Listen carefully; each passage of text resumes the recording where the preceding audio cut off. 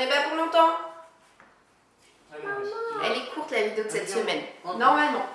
Hello tout le monde, j'espère que vous allez bien. Je suis ravie de vous retrouver aujourd'hui dans cette nouvelle vidéo qui s'annonce normalement plus courte que les précédentes. C'est une vidéo que je vous tourne là depuis quelques temps en début d'année. C'est une vidéo de challenge, un petit challenge personnel que je me fixe, qui est de relire certains de mes livres que je n'ai pas lus depuis belle lurette et pour lesquels j'aimerais énormément replonger dans l'univers, refaire connaissance avec les personnages, retrouver toutes les émotions qui ont pu m'étreindre lors de la première lecture. Alors le premier livre qui me tombe sous la main, que j'aimerais beaucoup relire en 2021, c'est celui-ci. Vous pouvez apercevoir au passage mon marque-page, puisque ce livre en fait je l'ai commencé en fin d'année dernière, donc c'est la première intégrale des désastreuses aventures des orphelins Baudelaire. C'est écrit par Lemony Snicket. Moi à l'époque quand j'avais 12 ou 13 ans, j'ai lu les premiers tomes de la série. Je pense que j'en ai lu 3 ou 4 en tout, quelque chose comme ça. J'ai pas du tout lu tous les tomes, mais en tout cas quand j'ai vu que les intégrales sortaient, je me suis dit ah ça serait chouette de me replonger là-dedans. Et en 2020, je m'étais challengée de relire au moins le premier tome. Donc c'est ce que j'ai fait en décembre. Ça avait été une relecture très courte puisque le premier tome faisait ici 146 pages. Les tomes 2 et 3 sont un peu plus épais. Et en 2021, j'aimerais beaucoup relire ces tomes 2 et 3, ce qui me permettra du coup de terminer ce premier livre et d'acquérir les suivants. Un autre livre que j'aimerais beaucoup pouvoir relire cette année, que j'aurais déjà adoré relire l'année dernière, mais que je n'ai pas réussi à me motiver suffisamment parce que c'est un livre juste énorme qui fait quasiment 1000 pages.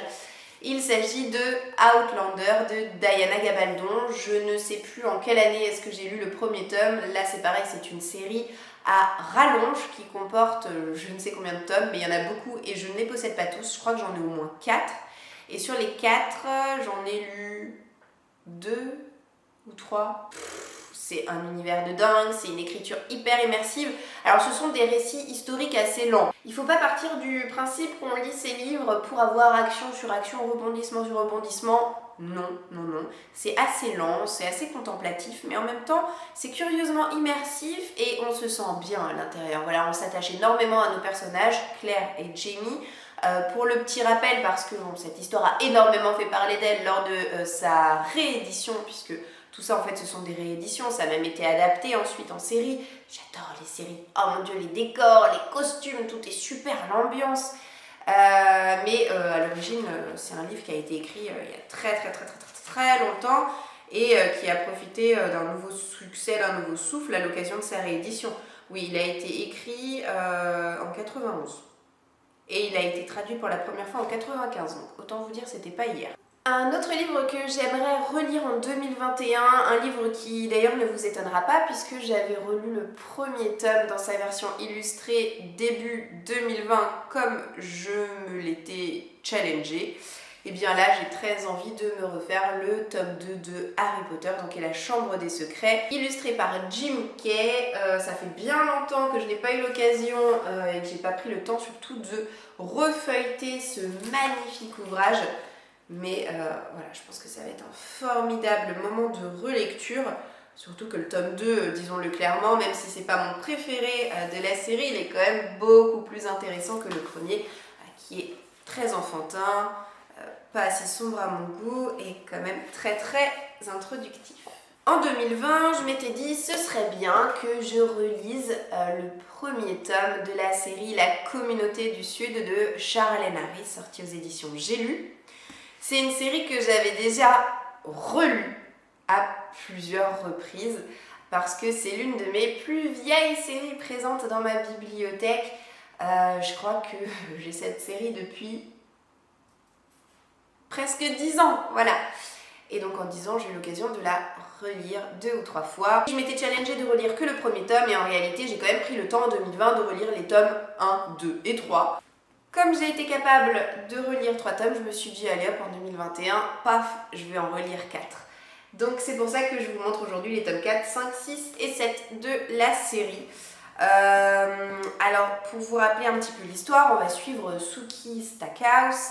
C'est une jeune serveuse dans un bar dans une petite ville en Louisiane qui s'appelle Bontemps et qui a la faculté d'être télépathe, donc elle entend les pensées des uns et des autres, mais elle n'a pas la capacité de lire les pensées des vampires. Alors ça pour elle c'est particulièrement reposant, particulièrement rafraîchissant. Et voilà, j'aime énormément l'univers de cette série là, c'est très divertissant, c'est très chouette, la plume de Charlène Harris est vraiment génial en fait.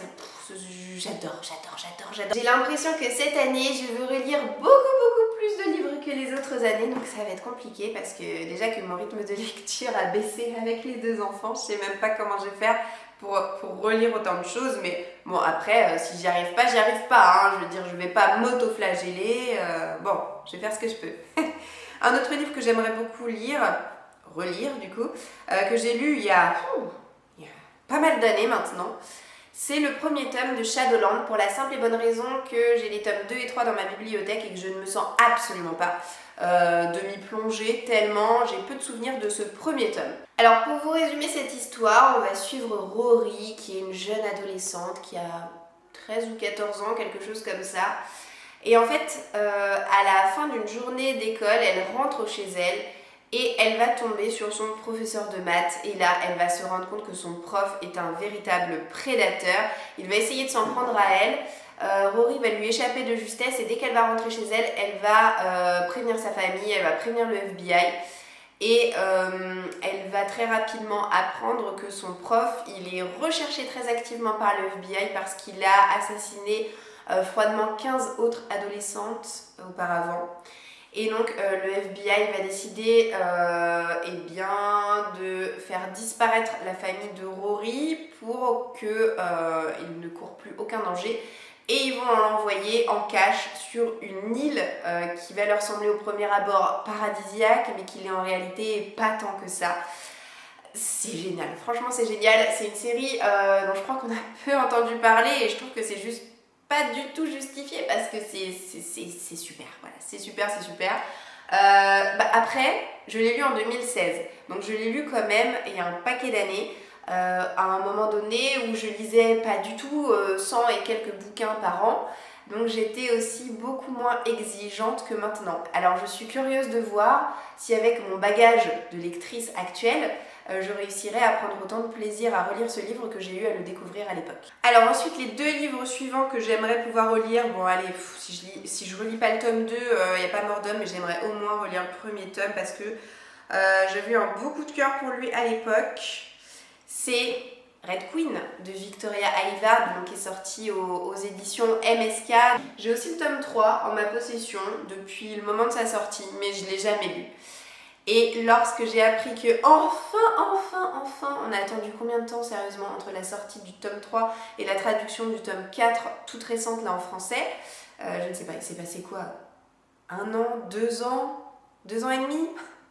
On désespérait, hein. Franchement ce tome 4 ne devait même pas être traduit en français. Alors on est dans une société où il y a les rouges et les argents. Les rouges parce qu'ils ont le sang rouge et les argents parce qu'ils ont le sang couleur argent, voilà. Donc en fait les rouges ce sont des domestiques, c'est le peuple, ils sont traités vraiment comme le rebut de la société, ils ne servent à pas grand chose si ce n'est à servir les argents. Donc notre héroïne est une rouge, elle s'appelle Mar, elle a 17 ans et elle va se découvrir un beau jour des pouvoirs dignes d'un argent. Voilà, parce que les argents, en plus d'avoir le sang argenté, en plus d'être l'élite de la société, ils possèdent des pouvoirs et c'est justement grâce à ces pouvoirs qu'ils réussissent à mettre plus bas que terre les rouges. Donc Mar va se retrouver propulsée dans un monde dont elle ignore finalement toutes les règles. J'ai vraiment hâte de pouvoir me remémorer tout cet univers plus en détail. Bon, et alors, pour les livres suivants, il va y en avoir pas mal, mais ça va être à chaque fois la même auteure. Je pense que si je vous dis que entre octobre et décembre, je me suis acheté tous les mois les livres qui me manquaient de Colleen Hoover, vous voyez un petit peu où je veux en venir. Donc pour rappel, Colleen Hoover, c'est mon auteur de romance contemporaine préféré, ex-aequo avec Brittany Ciceri. Et j'ai lu quasiment tous les livres de Colleen Hoover, sauf son petit dernier, Verity. et quelques petites suites de livres qu'elle a pu faire. Mais tous ces premiers livres que j'ai déjà lus une fois, j'ai très envie de les relire de nouveau en 2021. Je sais que c'est typiquement mais utopique, hein. Je n'aurai jamais assez d'une année pour prendre le temps de relire tout ça, plus tout ce que je vous ai présenté avant. Mais on va essayer les gars, voilà, on va se retrousser les manches comme ça, hop, et on va essayer. Du coup, moi vous le savez, je suis un peu toquée, hein. Je commence par les livres les plus anciens et puis après je remonte petit à petit jusqu'aux livres les plus récents. Donc je commence par vous montrer le 1 décembre de Colleen Hoover.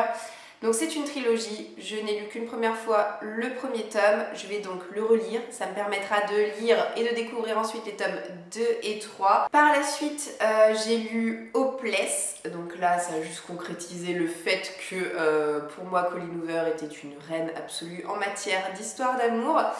Donc là aussi un beau coup de cœur à l'époque et du coup très envie de relire ce livre. Bon, Maybe Someday, j'en ai déjà un petit peu plus de souvenirs et puis aussi ça a été la première fois où j'ai pas eu de coup de cœur pour un livre de Colleen Hoover.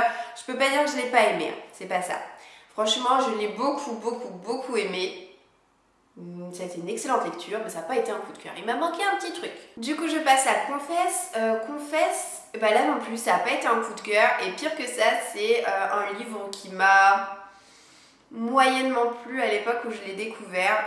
Donc bon, c'est pas grave, je le relirai quand même. Ensuite, eh bien, ce sera Ugly Love. Hein. Si j'ai le temps de relire tout ça, ce sera magnifique.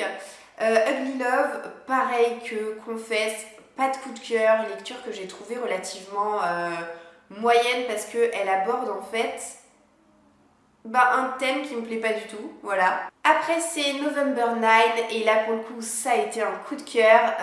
J'ai adoré le postulat de départ de cette histoire, franchement j'adore le concept. On va suivre deux personnages le 9 novembre de chaque année et donc uniquement le 9 novembre, donc on va voir leur évolution, on va voir leur rencontre qui a eu lieu évidemment un 9 novembre et ils vont se donner rendez-vous le 9 novembre de chaque année. C'est pas un récit sur les bisounours et les arcs-en-ciel et les licornes qui font des proutes pailletées, absolument pas, mais alors quand j'ai lu ce livre, je me suis pris un tel coup dans la figure. Ensuite, elle a écrit À première vue. À première vue, ça n'a pas été un coup de cœur pour moi. C'est une lecture que j'ai trouvée un petit peu étrange. Peut-être plus young adulte que new adulte d'ailleurs. Par contre, celui d'après, là aussi, j'ai eu un beau coup de cœur. Donc c'était pour le Jamais plus. Alors, de quoi ça parle? De fleuriste, je crois. C'est une lecture qui est assez difficile.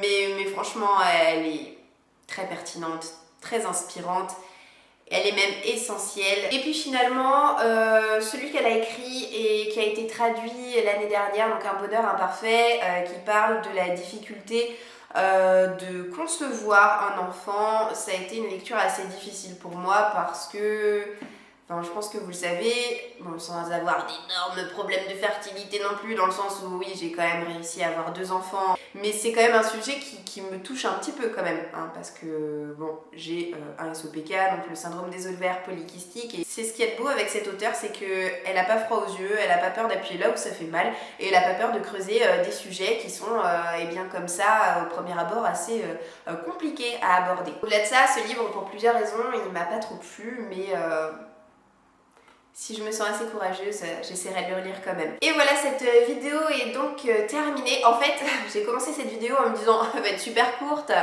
Mais non, en réalité pas du tout. Elle va être aussi longue que les autres, voilà. Parce que j'avais pas bien réalisé, mais là, j'ai les yeux mais clairement plus gros que le ventre, les amis.